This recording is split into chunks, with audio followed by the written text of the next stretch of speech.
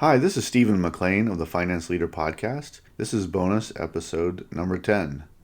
Last week ended season number 3 of the podcast.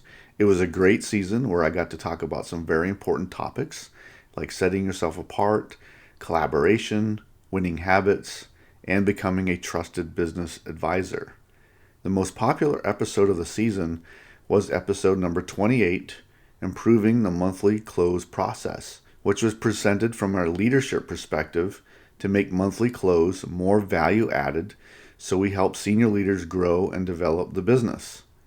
As finance and accounting professionals, my expectation is that we become more than just the analyst developing reports or the accountant who submits journal entries. What we actually do is use what we know to influence others around the company so we make a positive difference, which leads to a better organization. It takes focus on leadership and growing our influence. We are already expected to know the technical side of our profession. We set ourselves apart by becoming leaders. Back in episode 2, I talked about our 4 key responsibilities, and they are: number 1, influencing is about achieving buy-in about a big idea you have or creating positive change in your organization. Number 2, we continually grow our people to mentor our team members to achieve their goals, become better in their roles, and develop potential for greater responsibility. Number 3, your credibility as a leader depends on you achieving results. And finally, number 4, seeing the future means we study industry trends so we make recommendations to senior leaders on strategy development. I am working on bringing season number 4 to you, which will debut on November 10th. Continue to grow your leadership and make others around you better. Please look out for yourself and those around you. Your mental health is extremely important. Find ways to get mentally refreshed daily and check on your team too to make sure they are working on their mental health. This week I want to share with you an encore episode from season 2, and that's episode 11 on building resilience. Resilience is about overcoming adversity and also ensuring that you're able to bounce back when you are faced with an adverse event. I list out 7 items that you can use to build a resiliency plan. Please enjoy this encore episode. Thank you.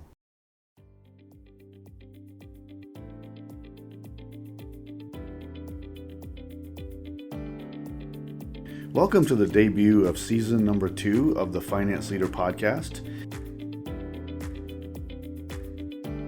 Today, we are talking about overcoming adversity. As we recover from the conditions of the pandemic and economic challenges of 2020, I believe a new type of leader will emerge. One who is more likely to overcome adversity, one who's more resilient, and a leader who is agile and flexible, a problem solver. Are you that kind of leader? Welcome to the Finance Leader Podcast, where leadership is bigger than the numbers. I am your host, Stephen McLean, and this is the podcast for developing leaders in finance and accounting. Today we start season number 2. This is episode 11, and we're going to be talking about overcoming adversity. Another reminder of why I'm doing this podcast is that I believe that finance and accounting professionals are very technically savvy. They know how to do their job from a technical aspect, but I also believe that finance and accounting professionals can improve their leadership skills, that they can make their teams better, that they can lead them from a new way of doing things and bringing their team along and building them up and improving their team a lot better so that they can improve excellence in the organization a lot more. And I believe that these topics that I talk about, between trying to develop your key responsibilities, your critical soft skills, working on your mindset, working on your resilience, this is going to make you a better leader. This is going to help you think about your team and think about the organization from a different point of view. And that's why I like to bring this podcast to you every week. Again, today is the debut of season number 2, and for this season, I'm going to be focusing on self-development of leaders. And some of the topics that will be included are going to be critical soft skills. I'm going to talk about some certification and licenses that you should be looking at achieving. We're going to talk about goal setting and also creating a career pathway. We're going to talk about how to take risk in your career and also how to develop a purpose, and a vision, along with developing your executive presence, and then a few more topics. This is going to be very exciting as we continue to develop ourselves. This episode is sponsored by my new online course offering through Finance Leader Academy. It's called Advance Your Career, Developing a Promotion Strategy for Your Finance and Accounting Career. Are you having difficulty getting recognition from your leadership despite all the hard work you pour into your job and your organization? This course will help you analyze what you bring to the organization and how you can set yourself apart from your peers through high visibility work and developing your leadership skills, plus how you can devise a strategy to move ahead. You can go to stephenmclean.com and select the store from the menu. Right now we're still in production mode for this course, so I'm offering a limited time offer to buy it now, but this special offer will be gone soon. This is episode number 11 of the Finance Leader Podcast, and today I will be discussing that this crisis has taught me that we will need a new type of leader going forward. And going to be talking about overcoming adversity, and then I'll end the episode with a few techniques on how you can be more resilient. Michelle Obama stated, "You should never view your challenges as a disadvantage. Instead, it's important for you to understand that your experience facing and overcoming adversity is actually one of your biggest advantages." What has the COVID-19 and the economic downturn done to leadership? Right now, I am recording this episode in April of 2020, and we are still in the middle of the COVID-19 crisis and the severe economic downturn. We are going to see and expect a new leader to emerge after this is over. I believe that it's going to be a leader who is more agile and ready to adapt to change more quickly. We need leaders who are more focused on long-term sustainability than short-term results. I believe it will be expected to build companies who can withstand a recession, and I believe that we have to change. We're going to need a new type of leader, one who is more agile, one who is more creative, one who is quick to assess, and one that can see the future a lot better and more focused on preparation, a leader who is filled with hope, who can be decisive, and who is people-focused. And I believe that recession-proofing for the long term is going to be a key factor for organizations going forward. This type of new leader is going to be long-term focused, and we need to stop focusing on short-term results. This is why so many organizations were not prepared for this economic downturn. I believe that leaders need to provide hope in tough times and clarity. People who know me well know that I love and demand transparency. I am disgusted by fake leaders who hide information from their team. I don't trust leaders who are not forthcoming with information and who delay in telling you what's going on or who are indecisive. Be very cautious about senior leaders who delegate that responsibility to subordinates during a crisis. I expect senior leaders to lead from the front, and then don't tell me that you're in meetings during a crisis. I want to know what's going on. I want to see what the information is. I expect you as a senior leader to be communicating to your team as quickly as possible to try to tell them what's going on. If something has happened, get the information out quickly, and then you can make adjustments as you go. Work with your team to develop a plan, but continue to provide information to your team that's out there. Don't hold back information and don't delegate it to somebody down below you. When you're a leader, you take charge. When you're in charge of an organization, you get a team around you. You determine courses of action. You determine what the correct and relevant information is quickly, develop that course of action, and then take decisive action and get it done. And of course, that's the Army officer and me talking. I don't respect leaders who sit on the sidelines during a crisis. I believe that transparency during adverse conditions is the minimum expectations going forward. Overcoming adversity will be the test of new leaders. You can overcome adversity with the right mindset. That is, knowing yourself, strengthening yourself to deal with stressful, challenging situations. And then when faced with a challenge, what do? I believe that you have to become a problem solver, and you have to take charge of the problem immediately. You have to issue tasks, issue guidance, issue reporting requirements. I believe you can be better prepared to overcome adversity if you build your resilience. Becoming resilient is the ability to bounce back and overcome an adverse event. How quickly can you recover from an adverse event? Or how quickly can you recover from an emergency or a crisis? There are many options that you can choose to build a resilience plan for yourself. The first thing that you can decide upon are the physical changes that you can make. And of course, those always rely upon your diet, your exercise plan, how much sleep you get, how much water you're drinking, and pretty much just taking care of your mind and your body. Are you setting yourself up physically and mentally to be able to deal with an emergency, with a crisis, with a stressful situation? And it always starts with are the things that you're taking into your body, the rest that you're getting, the water you're drinking. Are you exercising and getting that stress out in that way? Are you doing those things, those minimum physical things to take care of yourself? And also, are you minimizing the intake of harmful items into your body? Are you giving your body and mind the right amount of rest? Are you taking in the right types of food? Are you eating a balanced diet? Are you doing everything that you can from a physical standpoint so that you can build your resilience and you can handle stress just a little bit better? Now, there's a lot of research out there on different ways you can help your body through diet and exercise and sleeping and the right amount of sleep for you, for your type of body, and how much water you need to drink. But I'm going to leave that up to you. You can do your own research based on your requirements and based on your needs. I know what I need. Second thing is improving how you view yourself. Now, I talk a lot about mindset. And if you change your mindset, you'll be able to change your ability to handle an emergency, to handle a crisis. Do you view yourself as competent, and do you view yourself as having the ability to overcome something that's stressful? The third thing is to have a very realistic view of life and realize that setbacks are a part of life. You can learn from each setback or failure, and we can learn from setbacks and we can apply those lessons as we move forward. This also helps with improving our mindset. Not everything in our life goes perfect. Not everything in our life goes according to plan. So if we have that very realistic view of our life, and as we go through the many things that come into our life, then we can have the ability to train ourselves to be able to handle things as they come at us.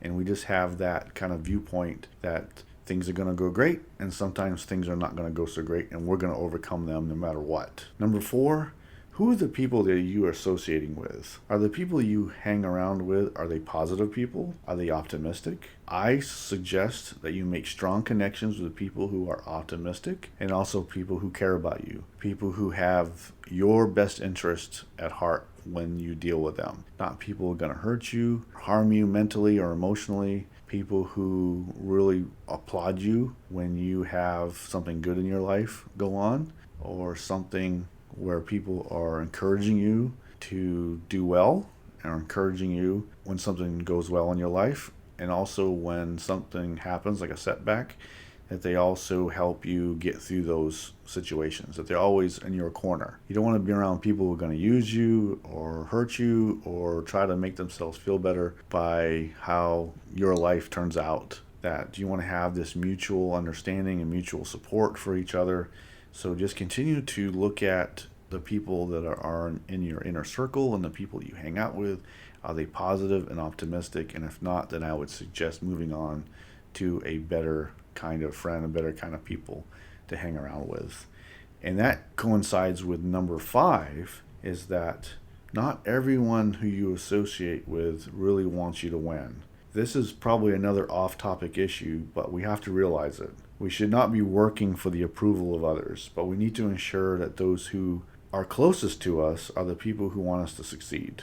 And I suggest that you watch the people who don't applaud you when you have an achievement in your life to celebrate. Take note, take action, move on. Number 6 is that we need to learn to embrace change. Change is inevitable. Change is going to happen continually. So I would suggest that you continue to be open and flexible. And how many of you feel comfort in the steady, everyday pace of life? Well, life doesn't operate from a standstill position. There will always be changes coming.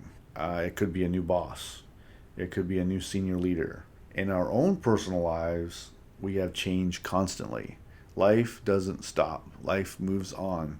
Friends move on, friends grow, people move to different jobs, your relatives develop and grow, and they move on and they have children and get married, and things change constantly. And so we have to be continually ready to embrace change as it comes at us. Once we get that in our mindset, then we get to be a little bit more comfortable as situations arise, some kind of different thing happens in our life, and then we can embrace that kind of change a little bit more easier. And the last thing that you can use in building your resilience plan is to establish and write down your goals and then review them continually. And I would suggest at a minimum you should be doing this quarterly, but I also prefer to review goals monthly and just keep looking at them. That'll give you hope for the future. That'll give you a sense of accomplishment as you mark off a goal that you have completed it, and it'll just continue to help you with a focus of continual self-improvement, continual assessment, and just know where you are at and know that you have a plan of action and that you're accomplishing things and you're moving towards your ultimate career goal or personal goal, and that you have some kind of a pathway to that, and it'll give you hope every day as you go through life. Now I want to tell you a little bit of story about myself. Now the Army taught me to overcome adversity and to become more resilient through very tough situations, very tough training. The Army taught me to be more flexible in my decision making, and that is to act and not to react, and also to make adjustments as conditions rapidly change. The very act of seeing yourself be successful is done by viewing the end state of an operation, and that gives hope.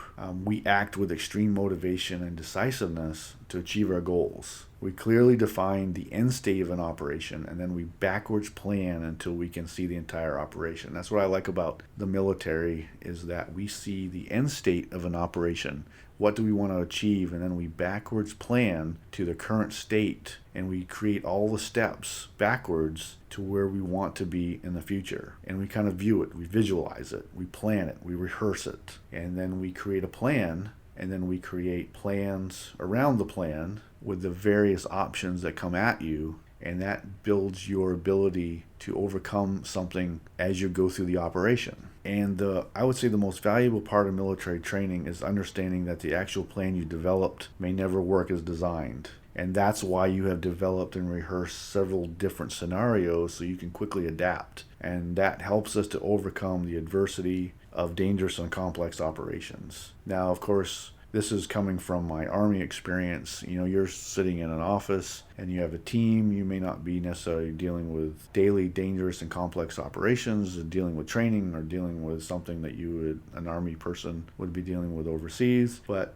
you can see how it will help you to develop that resilience to whatever you're facing, whatever emergency your organization faces, whether it be a change in market or a very big and broad situation that we're dealing with now in 2020. And it was during numerous Army training scenarios that allowed me to grow confidence in myself to overcome tough situations. The objective to training is to work through challenges in a safer environment, even though Army training is very dangerous. Training tests you and your systems, and it tests your ability to make decisions while everything around you is falling apart. Of course, not everyone has served in the military and has had the opportunity to experience this process like I have. But I believe a key part of my resilience building plan was to always look to the future. I often use hope as a way to become more resilient to tough situations. That I believe that tomorrow will be better. That I believe that an operation that I was on in the Army, that I knew and I visualized that end state, and that gave me hope, and I knew that it was going to be better once I got through whatever this challenging situation was going to be. It will always be better through planning and through making the right decisions today. I also have an inner drive where I don't want to fail. I rely on that inner drive. I want to prove it to myself that I can get it done. I can overcome any situation that has been presented to me, that I will not fail. I will not fail myself. I will not fail my team. And I can't identify with just one part of life. I am made up of different things, and one failure in one will not dictate how I feel about myself. I will not over-identify with whatever job I have or anything else in my life when regarding one particular piece or compartment or one aspect of my life. I will not over-identify with that one aspect. If I fail in that, then I'm not a failure overall. I will overcome that situation, whatever it is, and I will continue to live my life. and I understand that change is inevitable. And when one area doesn't work out, I know that something better will become available soon. I determine my own fate. I determine my own story. So for an easy win, I challenge you to build a personal plan for resiliency. How are you going to become more resilient to tough times? How are you going to deal with rapidly changing conditions? I discussed 7 different things that you can use to build out a resilience plan. I'm sure there are others, but these are 7 things that I believe that were important. That's the physical changes you can make in your life: diet, exercise, sleep, drinking water. 2 is improving how you view yourself. That's a mindset issue. Number 3, have a realistic view of life. Number 4, who are the people that you are associating with, that you are hanging around really positive, optimistic people. And number 5 goes with number 4, is that realizing that not everyone you associate with is going to applaud you when you win. So you need to be paying attention to those people. Number 6, you need to continue to embrace change. And number 7, you need to establish and write down your goals. Next, I want to share with you a couple of statistics that I found.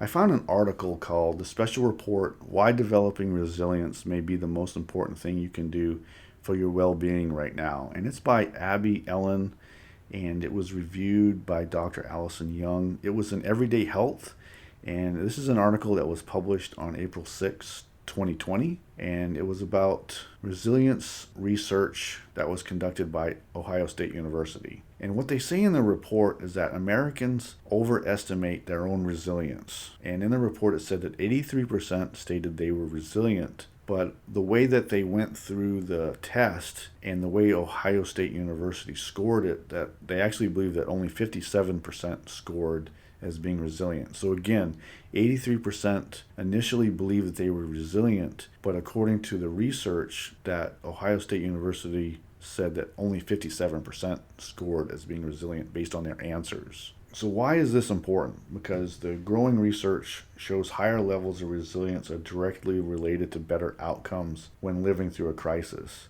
So what Ohio State University did was they surveyed 3,583 people aged from 13 to 73 through the use of an online survey. And what they were trying to better understand was that how Americans define resilience, what challenged our resiliency, and what makes us resilient. And they basically said, why is this important? And this is right from the report, right from the article. Because growing research shows higher levels of resilience are directly related to better outcomes when living through a crisis, managing chronic disease and chronic pain, and improving emotional and physical health. So building your resiliency is incredibly important to your own health, to your mental stability, to your ability to overcome anything that comes at you, such as an adverse event. So this is why we're talking about this today. So I'm encouraging you to build that personal plan for resiliency. Today we talked about the new kind of leader that's going to be expected.